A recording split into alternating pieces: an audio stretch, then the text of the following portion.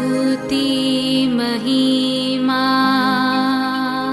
यीशु प्रभु जी, गाते आते हैं तुझ पास, जीवन जल के प्यास, एक ही तू है आस, जग निर्माता मुक्तिदाता, जीवन जल देखा, जीवन जल देखा, जीवन जल देखा। प्रभु यीशु मसीह के पवित्र नाम पर प्रेम भरा नमस्कार।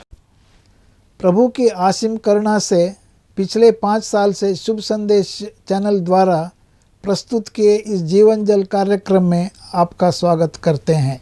यह कार्यक्रम बहुत प्रियजनों के जीवन में प्रभु यीशु मसीह पर विश्वास करके उद्धार पाने और मसीह जीवन के लिए एक आशीष का कारण हो गया है। प्रभु की महिमा हो। परमेश्वर का वचन कहता है, क्या ही धन्य है हर एक जो यहोवा का भय मानता है और उसके मार्गों पर चलता है। यही इस जीवन जल कार्यक्रम का उद्देश्य है कि आप अपने परिवार के साथ परमेश्वर के वचन में सच्चाई का मार्ग एवं प्रभु यीशु मसीह पर विश्वास के द्वारा सच्चाई का जीवन अनुभव कर सके। आपके और आपके परिवार का उद्धार और आशीष का कारण ठहरे, यही हमारी प्रार्थना है। इस कार्यक्रम का लाभ उठाते हुए आप इस विषय में जरूर अपने पड़ोसी और प्रियजनों के सूचित करें। साथ ही करस्पॉन्डेंट के माध्यम द्वारा मराठी, हिंदी और अंग्रेजी भाषा में बाइबल का अध्ययन भी कर सकते हैं। प्रभु का वचन सुने और आशीष पाए। आमीन। जीवन जल कार्यक्रम देखने वाले सभी दर्शकों को जगत के उद्धारकर्ता प्रभु यीशु मसीह के पवित्र नाम में नमस्कार। यूहन्ना अध्याय 7 और पद 37 में पवित्र शास्त्र वचन में ऐसा लिखा हुआ है, यीशु ने लोगों को पुकार कर कहा, यदि कोई प्यासा हो तो वह मेरे पास आकर पिए। जो मुझ पर विश्वास करेगा उसके हृदय में से जीवन के जल की नदियाँ बह निकलेंगी। प्रभु यीशु मसीह आपके प्यास को बुझाना चाहते हैं, आपके सवालों का जवाब देना चाहते हैं। तो आइए आज परमेश्वर के संदेश को सुनने से पहले अपने मनों को तैयार करें और इस मधुर संगीत का आनंद उठाएं।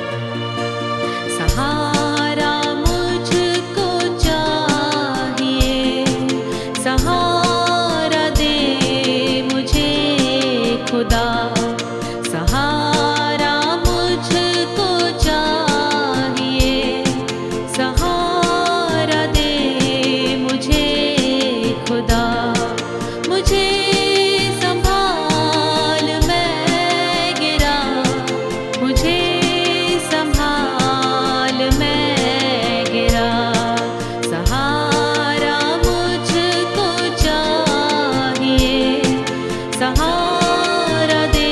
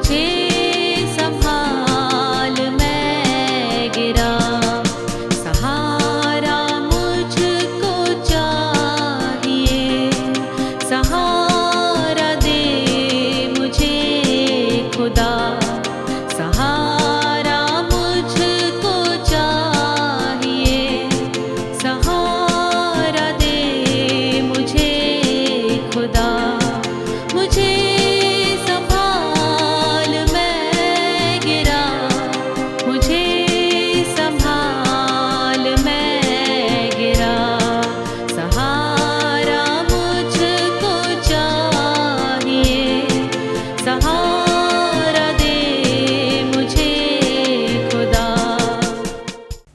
मरने के बाद जी उठना ये कार्य केवल परमेश्वर के द्वारा ही हो सकता है।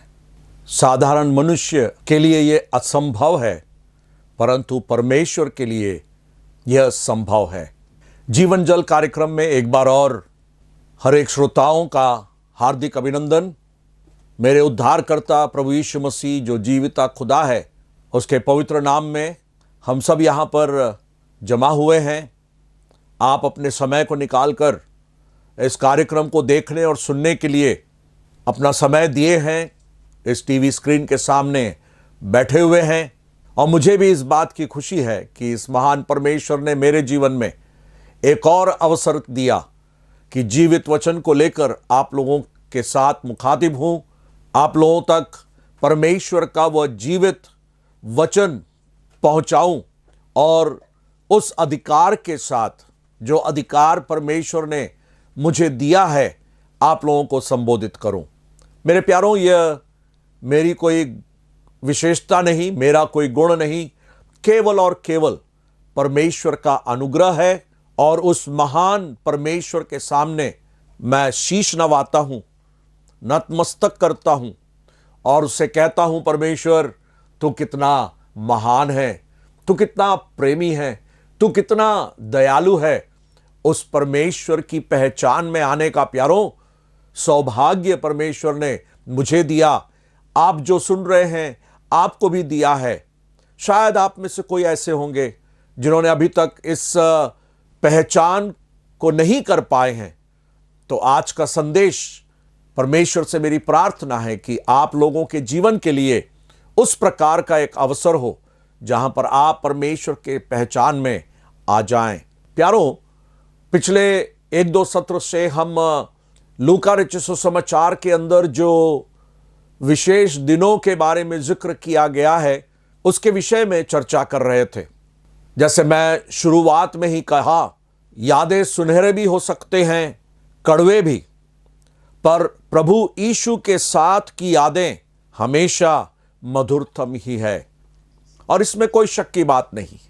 तो उस प्रकार के दिनों के विषय में जब हम विचार कर रहे थे तो पहला हमने देखा देह धारण करने वाला दिन, यानी परमेश्वर जब देहधारी हुआ और इस संसार में जन्म लिया, या दूसरे शब्दों में, सरल शब्दों में कहा जाए, प्रभु यीशु मसीह के जन्मदिन का विषय, या प्रभु यीशु मसीह का जन्मदिन, जिस दिन जब प्रभु यीशु मसीह संसार में जन्म लिए।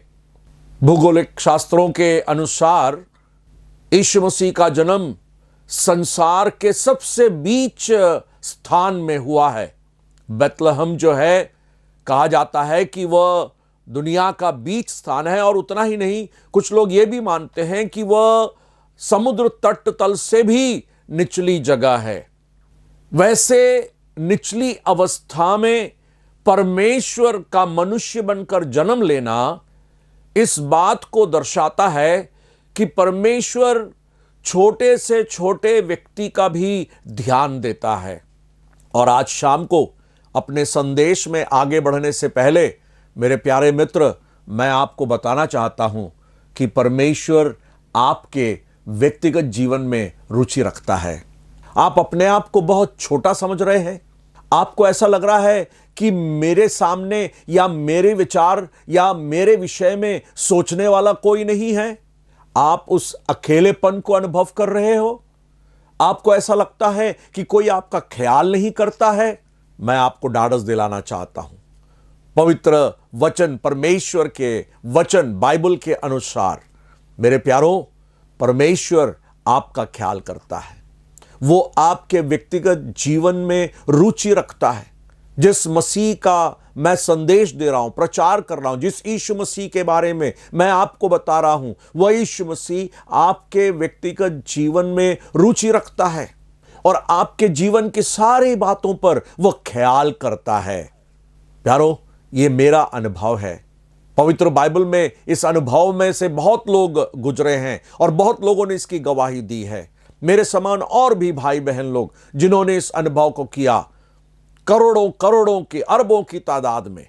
आज शाम को आपके लिए भी यह एक निश्चय देने वाली बात है कि परमेश्वर आपके जीवन में रुचि रखता है। कितने भी छोटे क्यों ना हो आप, समाज में आपका कोई ख्याल नहीं करता हो, तो भी परमेश्वर आपके विषय में सोचता है। तो यीशु मसीह के जन्मदिन के विषय में हमने देखा और उसके बाद प्रभु यीशु मसीह के क्रूस पर चढ़ाए जाने के दिन को हमने देखा। उस क्रूस पर चढ़ाए जाने वाले दिन, 3 बातों के विषय में मैंने उस दिन की विशेषता बताई। एक तो हमने यह देखा कि उस क्रूस पर चढ़ाए जाने वाले दिन प्रसन्नता हुई, उस क्रूस पर चढ़ाए जाने वाले दिन मेल मिलाप हुआ और उस क्रूस पर चढ़ाए जाने वाले दिन एक छुटकारा भी हुआ। तो प्रभु यीशु मसीह के क्रूस पर चढ़ाए जाने के कारण से इन परिणामों को हम अपने जीवन में भी देखते हैं।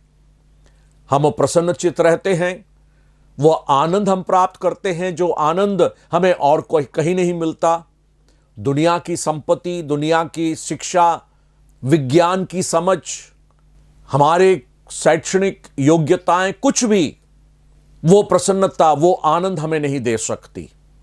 परंतु प्रभु यीशु मसीह के क्रूस पर चढ़ाए जाने के कारण से जो जीवन उनके मृत्यु के कारण हमने प्राप्त की या आप जब प्राप्त करेंगे, तो वो आनंद आपके जीवन में आएगा, वो प्रसन्नता आपके जीवन में आएगी, वो मेल मिलाप का अनुभव आपके जीवन में आएगा।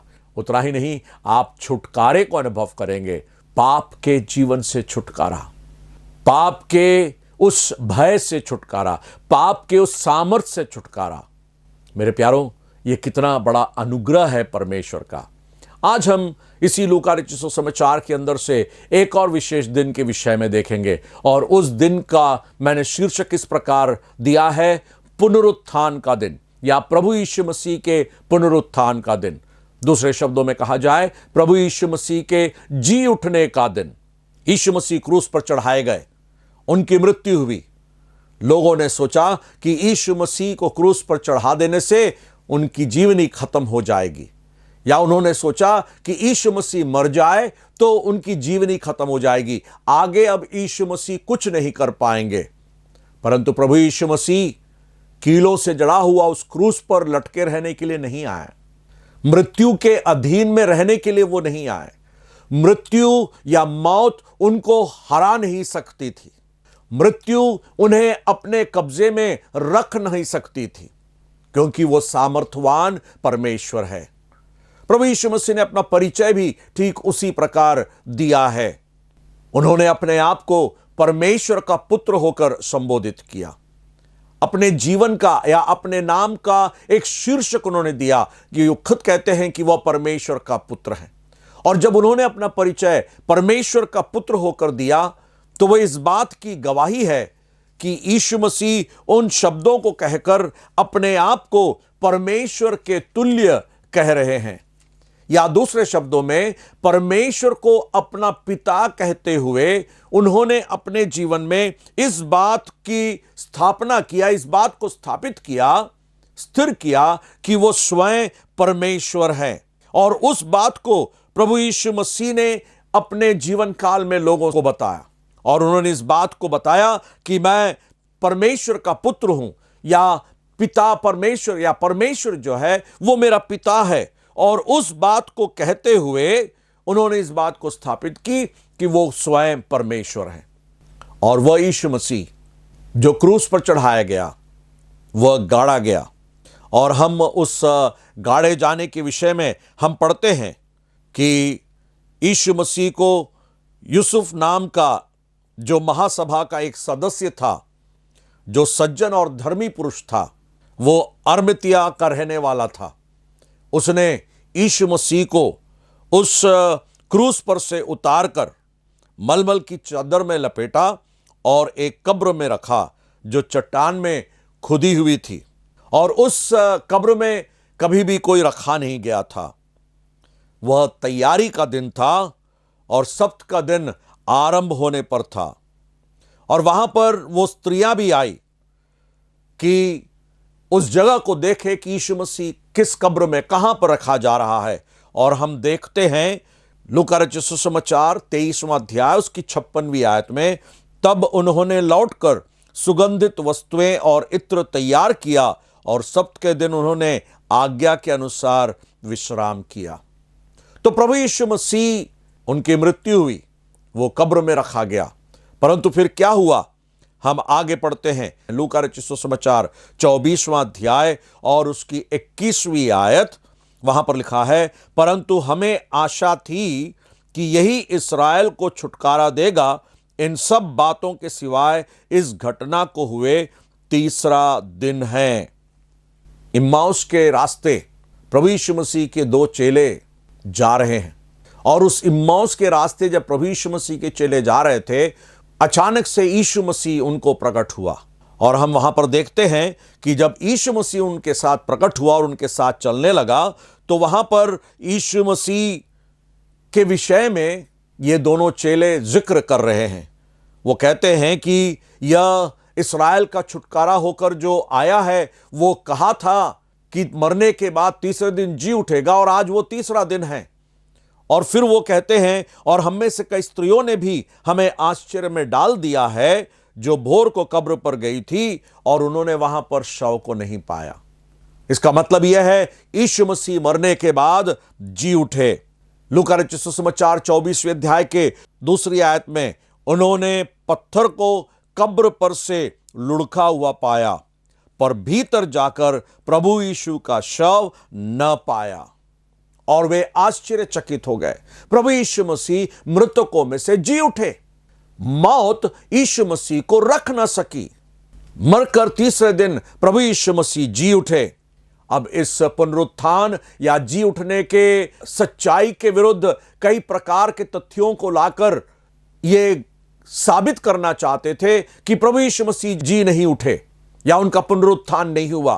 कुछ लोगों ने कहा कि यीशु मसीह के शरीर को उसके चेलों ने चुरा लिया। मेरा सवाल यह है, अगर यीशु मसीह के शरीर को चेलों ने चुरा लिया, तो रोम साम्राज्य क्या इतनी कमजोर थी कि उस चुराए गए शव शरीर को इन चेलों के द्वारा वापस रखवाए? एक तो चेले इतने डरे हुए थे, वे लोग अपने आप को कमरे में बंद कर रखे थे, और क्या इनमें इतनी हिम्मत कि उस कब्र में जाए और कब्र के उस पत्थर को लुढ़का दे जिसमें रोम साम्राज्य की मोहर, पीलातुस उसकी मोहर लगी हुई है, सिपाही पहरे दे रहे हैं, और वहां पर उनके बीच में जाकर ये शव शरीर को चुरा ले? उस समय उस प्रकार की कहानी प्रचलित हुई। मत्ती रचित सुसमाचार 28वां अध्याय और उसके 13वीं आयत में हम यह पढ़ते हैं, यह कहना कि रात को जब हम सो रहे थे तो उसके चेले आकर उसे चुरा ले गए। कितनी अजीबोगरीब बात है। प्रभु यीशु मसीह के पुनरुत्थान की सच्चाई को झूठ कहते हुए सच्चाई को छिपाने की कोशिश कर रहे हैं। आज भी वैसा होता है, झूठ के आधार पर सच्चाई को छिपाना। मुझे नहीं मालूम आप उस प्रकार के काम में लिप्त हो या नहीं। मेरे प्यारों, सच्चाई को झूठ से छिपाया नहीं जा सकता। यीशु मसीह मरने के बाद जी उठे हैं, इसमें कोई शक की बात नहीं है, और बाइबल के अंदर इन बातों का प्रमाण मैंने आपको पढ़कर सुनाया। कुछ लोगों ने कहा कि किसी और ने प्रभु यीशु मसीह के शव शरीर को चुरा लिया और इसलिए प्रभु यीशु मसीह के चेलों ने खाली कब्र को देखा। मेरे प्यारों, ऐसा भी कैसे हो सकता है? इतने सामर्थ्यवान साम्राज्य और सम्राट के उस दृष्टि से वे लोग कैसे बच सकते हैं जो यीशु मसीह के शव शरीर को चुरा ले जा रहे थे? कभी यह हो सकता है, कभी भी नहीं हो सकता।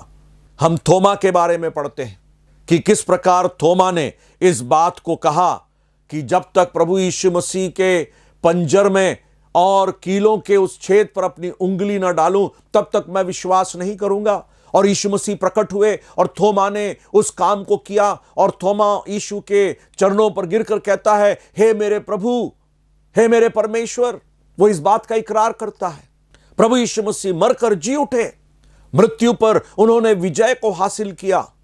जब हम रोमियों की पत्री पढ़ते हैं तो उस पुनरुत्थान के सत्य को पौलुस वहां पर वर्णन करता है। रोमियों की पत्री 1 अध्याय उसकी 4 आयत, और पवित्रता की आत्मा के भाव से मरे हुओं में से जी उठने के कारण सामर्थ के साथ परमेश्वर का पुत्र ठहरा है।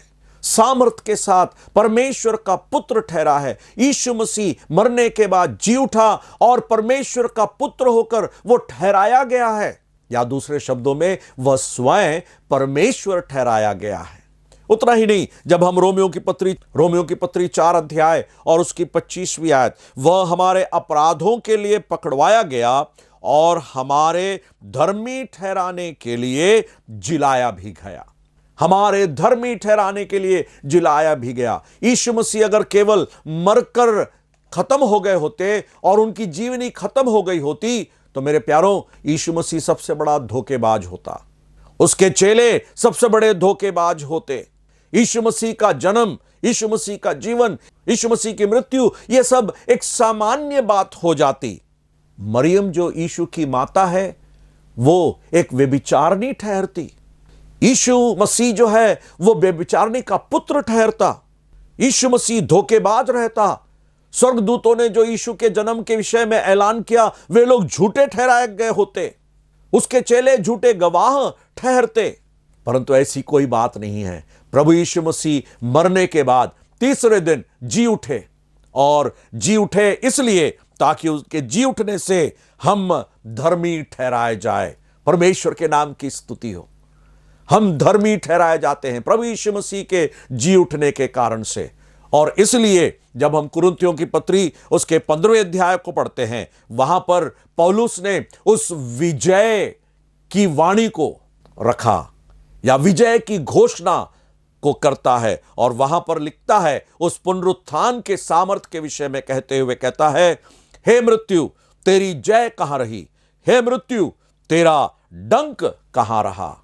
ना मृत्यु जयवंत है और ना मृत्यु का डंक बाकी है, क्योंकि अंत का शत्रु, आखिरी शत्रु जो मृत्यु है, उस पर भी विजय को प्रभु यीशु मसीह हासिल किया है और उसको भी वह हरा रहा है।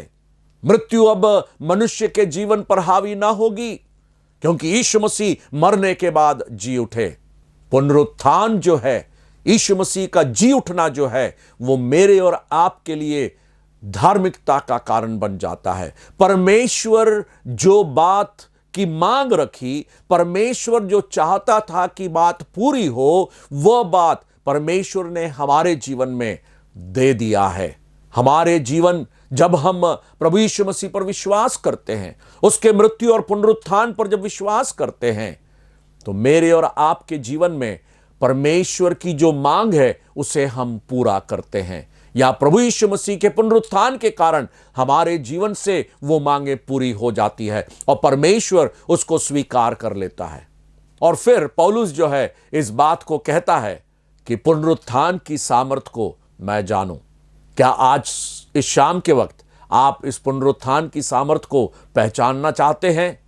अपने जीवन में पुनरुत्थान की सामर्थ को क्या आप अनुभव करना चाहते हैं?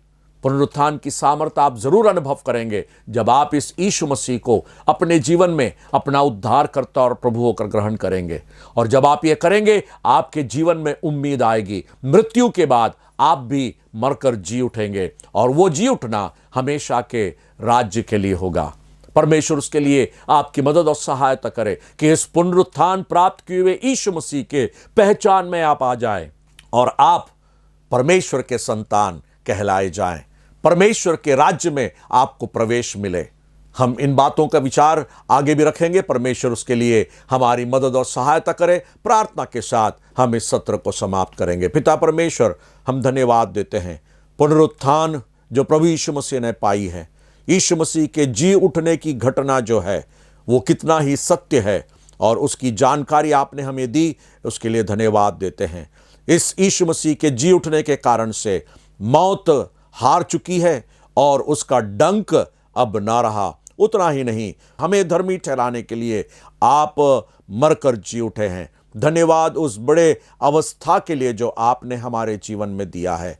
आपके सारे उपकारों के लिए धन्यवाद। उस पुनरुत्थान की सामर्थ्य में जीवन को बिताने के लिए हमें भी आप अनुग्रह दीजिए, हम आपसे विनती करते हैं। धन्यवाद, आपने प्रार्थना सुनी। आदर और सम्मान आपको अर्पित करते हैं इस प्रार्थना के लिए, इस अच्छे समय के लिए और जीवन जल के इस कार्यक्रम के लिए हम आपका धन्यवाद देते हैं। और इस प्रार्थना को धन्यवाद के साथ प्रभु यीशु मसीह के मधुर और मीठे नाम में मांगते हैं। सुनो और ग्रहण कीजिए। आमीन, आमीन।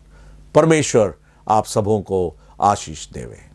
अगर परमेश्वर ने इन वचनों के द्वारा आपसे बातें किया है और आप इस विषय पर अधिक जानकारी प्राप्त करना चाहते हैं या किसी प्रार्थना के विषय को बांटना चाहते हैं तो निसंदेह हमसे संपर्क करें।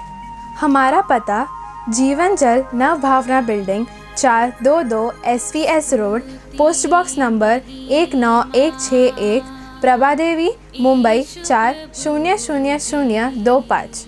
प्रार्थना एवं मुफ्त बाइबल करेस्पॉन्डेंस कोर्स के लिए हमें संपर्क करें और अपना नाम और पूरा पता हमें SMS करें। Mobile number 7710065115। Email ID gospelbroadcast@yahoo.com। Web address www.lwgb.org। YouTube address जीवन जल TV @YouTube। जीवन जल कार्यक्रम को हर सोमवार शाम 6:30 बजे, बुधवार शाम 6:30 बजे, शनिवार रात 9 बजे इसी चैनल पर देख सकते हैं। धन्यवाद।